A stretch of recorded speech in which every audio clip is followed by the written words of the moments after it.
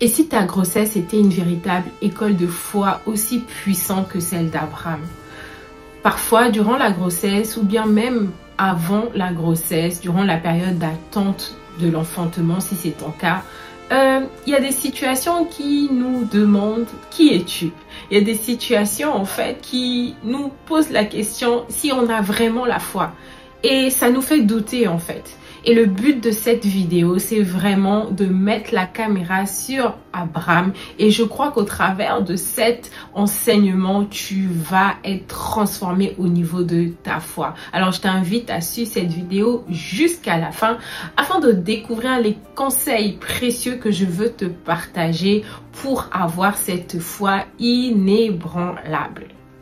Je suis Grace, épouse, maman de 3 merveilleuses créatures. Je suis infirmière puéricultrice, également auteure de ce journal de grossesse et du recueil de prières. Mais surtout, je suis passionnée de Dieu. Donc, bienvenue sur cette chaîne Grossesse et Foi.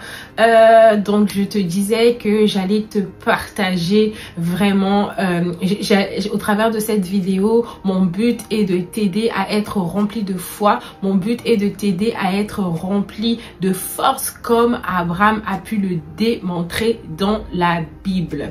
Juste avant de commencer, je veux t'inviter à cliquer sur la cloche de notification et t'abonner également afin de tout simplement contribuer à bénir plusieurs mamans qui ont besoin d'entendre ça durant cette saison de maternité. N'hésite pas également à partager cette vidéo. Donc, on va parler essentiellement d'Abraham dans cette vidéo. Parfois, il y a des promesses de Dieu qui semblent tarder. Parfois, promesses d'enfantement qui semblent tarder. Et parfois, en fait, durant notre grossesse, en fait, la foi vacille. En face des situations, en face des mauvaises nouvelles, en face des contextes qui peuvent être compliqués, notre foi peut être mise à l'épreuve, en fait, par rapport à tout ce que nous vivons.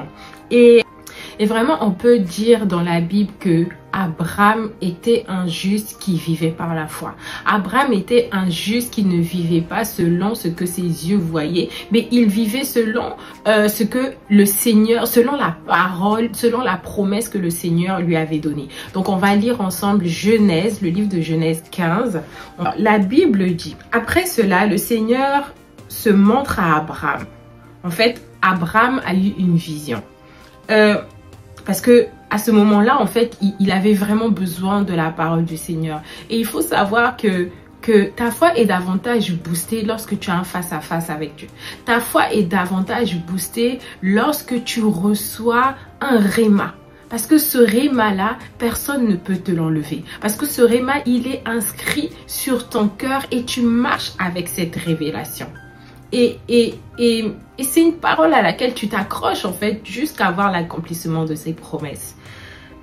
Donc la Bible dit, n'aie pas peur Abraham, je te protégerai et je te donnerai une grande récompense. Et je te donnerai une grande récompense. Donc c'est la promesse que le Seigneur lui fait. Et Abraham en fait, il est un petit peu dans le doute, il dit ok, et il dit Seigneur, mon Dieu, qu'est-ce que tu vas me donner? Je n'ai pas d'enfant, personne ne pourra naître de moi. C'est Eliezer de Damas qui est mon héritier et c'est lui qui va recevoir tout ce qui est à moi. Ok, alors le Seigneur lui répond, non, ce n'est pas lui qui sera ton héritier, ce sera un fils né de toi. Et donc là, Abraham, il est surpris. Il sait que son âge est avancé. Il sait que Sarah est stérile. Donc, le Seigneur conduit Abraham dehors. Certainement que le Seigneur a vu qu'Abraham était tellement abattu qu'il avait besoin de lui montrer quelque chose de naturel pour matérialiser un peu la récompense qu'il allait lui donner. Le Seigneur conduit Abraham dehors. Il lui dit, regarde le ciel et compte les étoiles si tu peux. Puis il ajoute, ceux qui naîtront de toi seront aussi nombreux. Donc, En fait, Abraham reçoit cette parole et peut-être que le Seigneur t'a dit quelque chose de tellement grand que pour l'instant, y croire c'est difficile. Mais le Seigneur l'a dit et ce qu'il dit, il le fait. Il ne revient pas sur sa parole. Il donne une parole et il l'accomplit. Donc, Abraham, après avoir vu tout ça, donc après avoir entendu toutes ces choses, Abraham a confiance dans le Seigneur. Et c'est pourquoi le Seigneur le reconnaît comme juste. Et en fait, là, je l'ai lu dans la version Parole de vie. Et il y a d'autres versions, en fait, qui disent, c'est peut-être cette version-là qui va plus te parler, qui dit, si je reprends le verset 5, il le mena dehors et dit, contemple le ciel et compte les étoiles si tu peux les compter. En fait, en réalité, Abraham ne pouvait pas les compter tellement c'était nombreux, tellement il y avait beaucoup d'étoiles. Il ajouta, telle sera ta descendance. Abraham crut en l'Éternel, qui le lui compta comme justice. Et la foi d'Abraham enseignait vraiment quelque chose de puissant parce que la situation d'Abraham était comme, on se disait, mais il n'y a plus d'issue en fait. Il n'y a plus d'issue. Qu'est-ce qui peut encore se passer? Mais Abraham s'est souvenu. S'est souvenu de ce que le Seigneur lui avait dit. Donc, si on essaye de faire un résumé un petit peu de ce qui s'est passé pour la naissance d'Isaac, en fait, c'est que dans Genèse 15, le Seigneur parle à Abraham. Il lui parle de sa descendance future, ok? Dans Genèse 18, le Seigneur se montre encore à Abraham en lui disant que l'année prochaine, Sarah va avoir un enfant. Et à ce moment-là, en fait, il s'est passé du temps entre Genèse 15 et Genèse 18. Donc, Abraham a eu le temps de douter. Et il a d'autant plus douté que sa femme Harry, quand elle a appris cette nouvelle que l'année prochaine, elle allait avoir un enfant, en fait, elle s'est dit, mais mon âge est avancé. Certainement que c'était après la ménopause.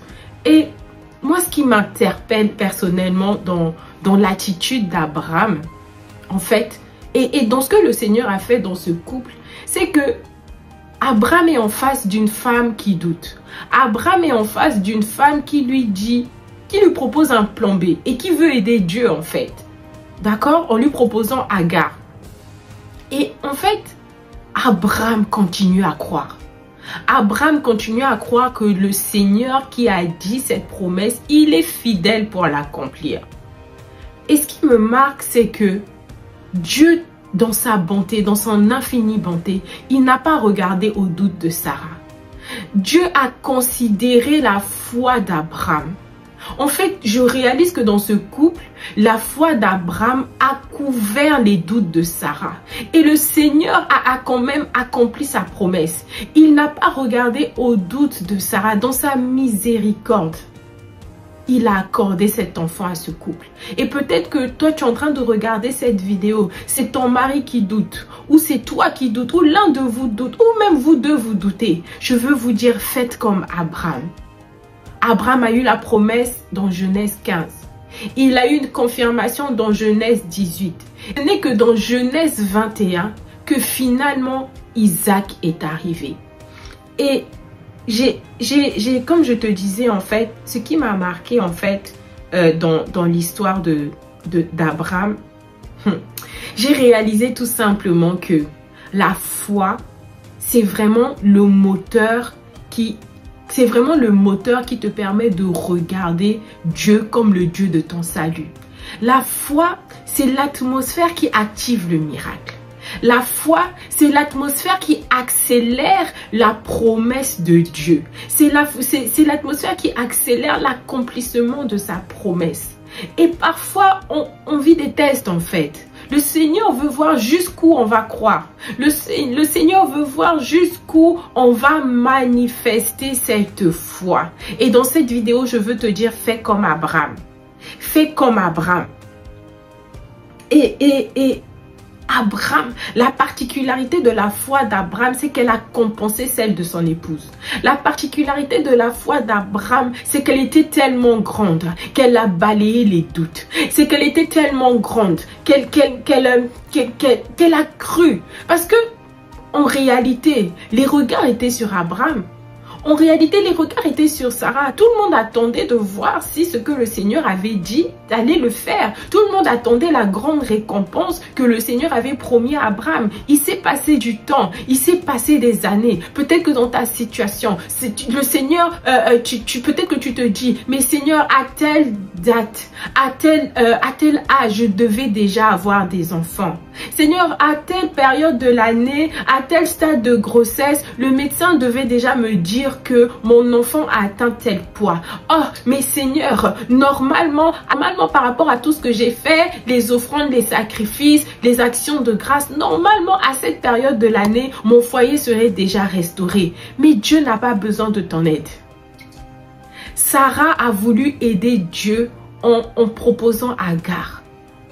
Mais Dieu n'a pas besoin de ton aide pour accomplir cette promesse. Il veut juste savoir qu'il va trouver en toi la foi. Alors ma sœur, est-ce que le Seigneur va trouver en toi suffisamment de foi pour lorsque cette parole va s'accomplir? Est-ce que le Seigneur va trouver suffisamment de foi en toi lorsque cette prophétie annoncée va s'accomplir? Est-ce qu'il va trouver suffisamment de foi en toi? Est-ce que le Seigneur peut compter sur ta foi? Et j'ai aussi réalisé que la foi qu'a manifestée Abraham, c'est une foi, c'est une mesure de foi, c'est une dimension de foi qui active la dimension du Dieu El Shaddai. C'est une dimension de foi qui active, c'est un type de foi qui active la dimension du Dieu Tout-Puissant. C'est une foi qui active le Dieu des situations compliquées. C'est une foi qui active le Dieu des situations opiniâtres. Alors dans ta situation, à la fin de cette vidéo, dis Seigneur, je veux avoir cette foi. Je me rends compte que ma foi n'est pas suffisamment grande pour croire ce que tu m'as dit. Ma foi n'est pas suffisamment grande pour voir, pour comprendre ce que tu veux faire dans ma vie. Mais Seigneur, s'il te plaît, augmente en moi la foi. Accorde-moi la grâce de renoncer à ma volonté, afin que ce soit ta volonté qui s'accomplisse. Et tu sais, j'ai aussi réalisé que lorsque Dieu te demande de renoncer à ta propre volonté, lorsque Dieu te demande de renoncer à tes plans, c'est pas une punition. Ce n'est pas une punition. C'est une qualification divine. Tu sais pourquoi c'est une qualification divine? Parce que le Seigneur a des plans et des projets merveilleux pour toi. Il veut te donner plus grand que ce que tu penses. Il veut te donner plus grand que ce que tu imagines. Mais il ne peut pas le faire si tu es encore en train de retenir tes plans. Il ne peut pas le faire si tu es encore en train de retenir ton propre rêve. Il ne peut pas le faire si tu ne lâches pas prise. Et lorsque tu lâches prise, lorsque tu dis, oh Seigneur, vraiment, je décide de m'abandonner. Je ne comprends pas, je ne sais pas, je suis perdue, je suis confuse, mais viens créer en moi un chemin tout tracé, afin que je puisse comprendre, afin que je puisse percevoir, afin que tu puisses illuminer les yeux de mon cœur, que je puisse discerner ton plan parfait pour moi. Ma sœur, lorsque tu lâches prise, c'est le Seigneur qui prend le contrôle maintenant. Il est au volant de ta destinée et il envahit ta maison de sa gloire. Il est au contrôle de ta destinée et il décide d'envoyer des bénédictions abondantes, des bénédictions que tu n'avais pas prévues, des bénédictions que tu n'avais même pas imaginées, des bénédictions que tu ne pouvais même pas concevoir parce que ça ne peut venir que de ton Créateur. Lorsque tu décides de lâcher prise, ta foi augmente. Lorsque tu décides de rendre grâce, même si c'est compliqué, ta foi augmente. Et la Bible dit que Dieu n'est le débiteur de personne.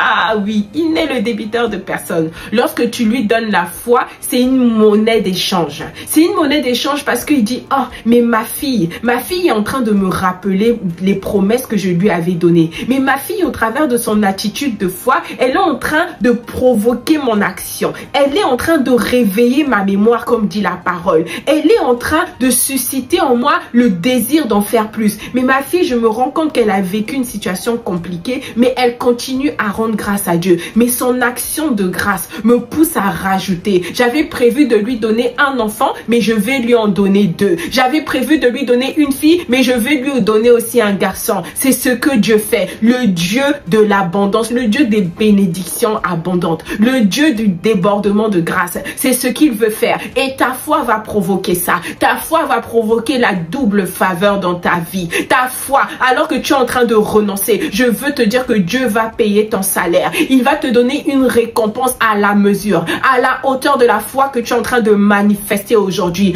Alors ma soeur, je veux te dire, sèche tes larmes. C'est difficile, je comprends, mais sèche tes larmes et décide d'avoir la foi d'Abraham. Décide d'être rempli d'une telle foi. La foi inébranlable. La foi qui dit que tu auras souffert un peu de temps, mais que tu seras trouvé inébranlable, que rien ne pourra te nuire, que tu seras tellement forte que plus rien ne pourra tenir et que tu seras celle qui va fortifier les autres. Tu seras celle qui va fortifier les autres. Et véritablement, c'est le message de ma vie. C'est ce que je suis en train de faire aujourd'hui. La chaîne Grossesse et Foi est née parce que, en fait, j'ai vécu quelque chose d'extraordinaire.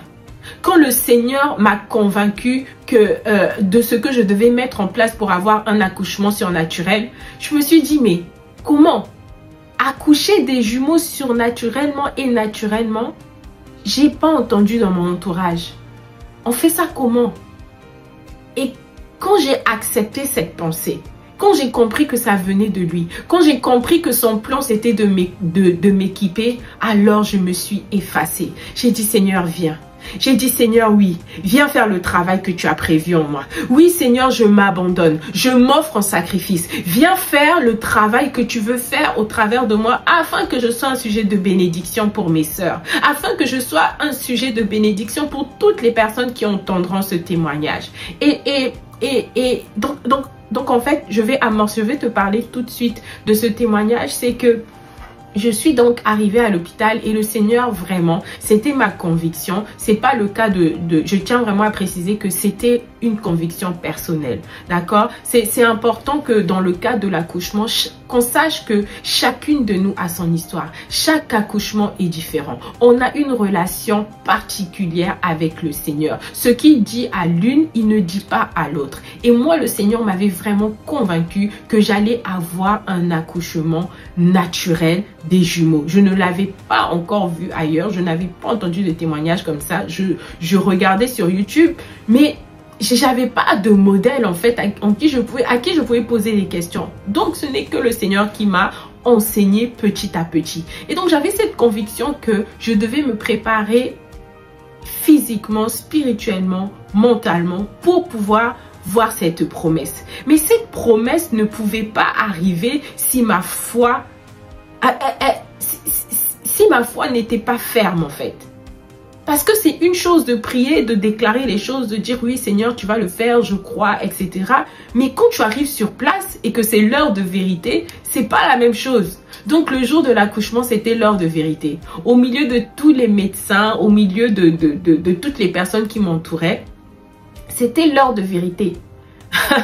C'était comme vraiment dans ma tête. Vraiment, la voix qui résonnait, c'est Dieu a-t-il réellement dit? Dieu a-t-il réellement dit que? Et c'est ça en fait.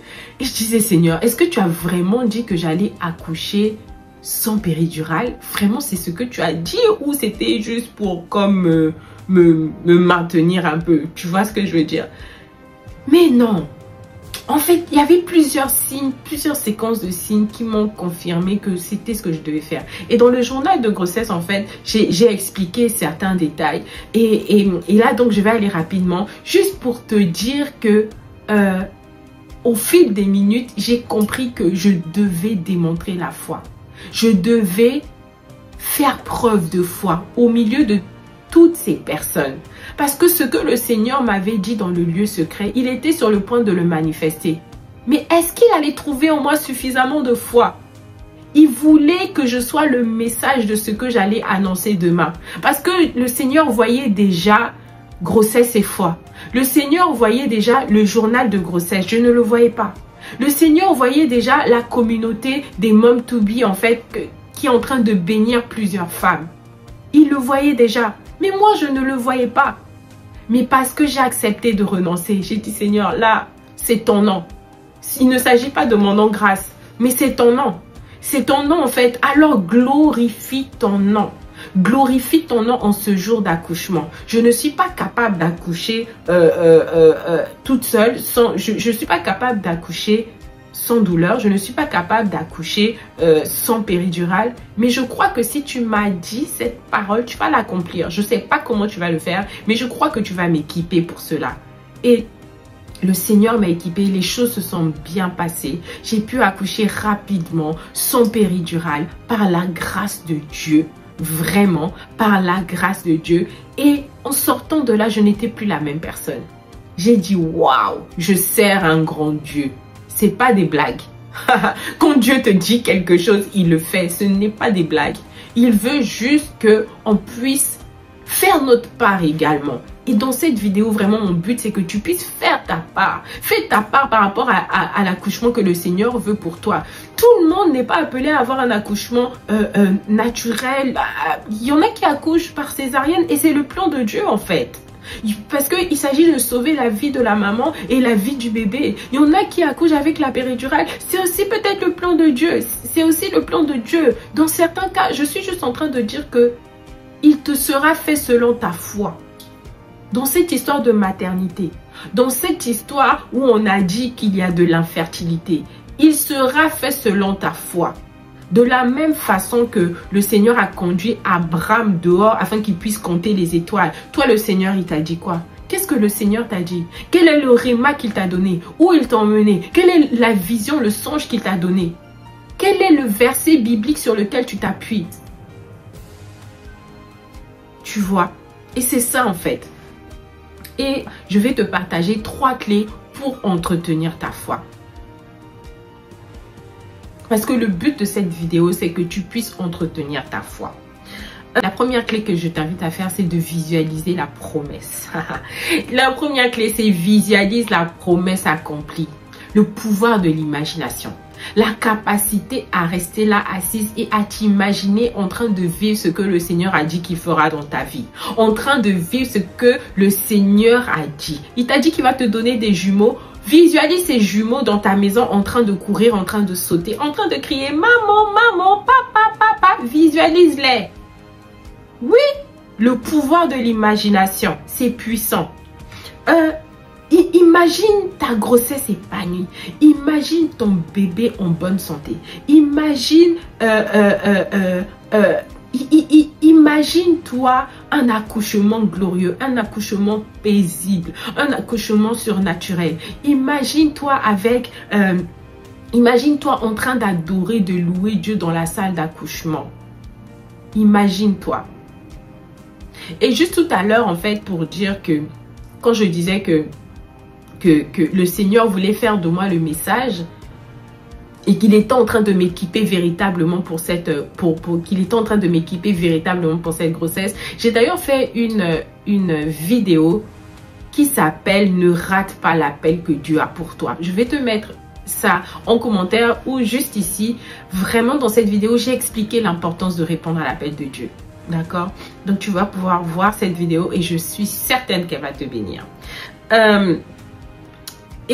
Et donc, la première clé, c'est visualise la promesse accomplie. La deuxième clé, c'est nourris ta foi avec la parole de Dieu.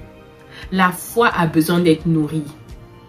Ta foi a besoin d'être nourrie dans un environnement, dans une atmosphère prophétique. Ta foi a besoin d'être en action. Et en parlant d'action, tu peux te procurer le journal de grossesse. Ça va nourrir ta foi. Le fait de noter tous ces versets bibliques, le fait de noter tous ces rêves que le Seigneur t'a donnés, le fait de prier avec toutes ces prières inspirées que j'ai notées, toutes ces prières que j'ai mises.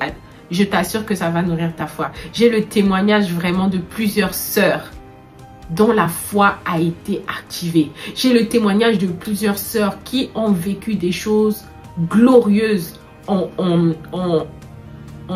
utilisant ce journal parce que c'est un vrai guide pratique. Et n'hésite pas en fait à me mettre en commentaire si tu as déjà ce journal de grossesse. N'hésite pas à m'écrire en commentaire comment ce journal t'a aidé dans ta foi. Et donc, je disais, médite la parole de Dieu. D'accord?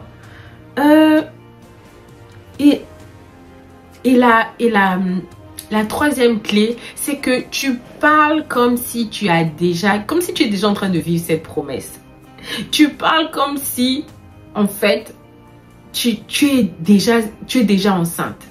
Tu vois, si tu es dans le cas d'une femme qui a eu plusieurs fausses couches, tu parles comme si tu es déjà enceinte. Tu touches ton ventre, tu t'imagines enceinte. Donc tu parles comme si tu portes un enfant en toi. D'accord? Et tu parles, si tu es enceinte, tu parles comme une mère qui a déjà accouché. En fait, ton langage change. Ton langage change, ton système de pensée change. Tu vis une véritable transformation. Tu vis une véritable métanoïa. Et en fait, tu remercies Dieu. Tu dis, oh Seigneur, je te remercie de ce que j'ai vécu un bel accouchement. Ah Seigneur, je te remercie de ce que, moi qui ai fait 5 fausses couches, moi qui ai fait 10 fausses couches, je suis maintenant enceinte au 3e trimestre. Ah Seigneur, vraiment merci. Loué soit ton nom. Ce que tu sors de ta bouche, tu sais, la parole est créatrice.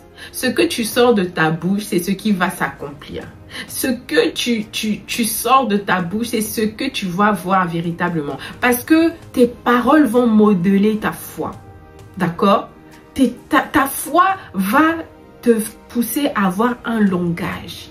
La foi te permet de changer d'attitude. La foi influence ton regard. La foi impacte tes émotions. Là où on te demande, tu n'as pas encore d'enfant? Non, je sais que le Seigneur est sur le point de me visiter. Oui, c'est peut-être une parole qui semble insensée, mais c'est une parole de foi. C'est une parole de foi. Là où peut-être que les gens vont te dire, j'espère que ta grossesse va bien se passer parce que la mienne a été vraiment difficile. Tu dis, non, je sers un Dieu vivant. Le Seigneur m'a donné cet enfant et il est capable de mener cette grossesse à terme sans tracas.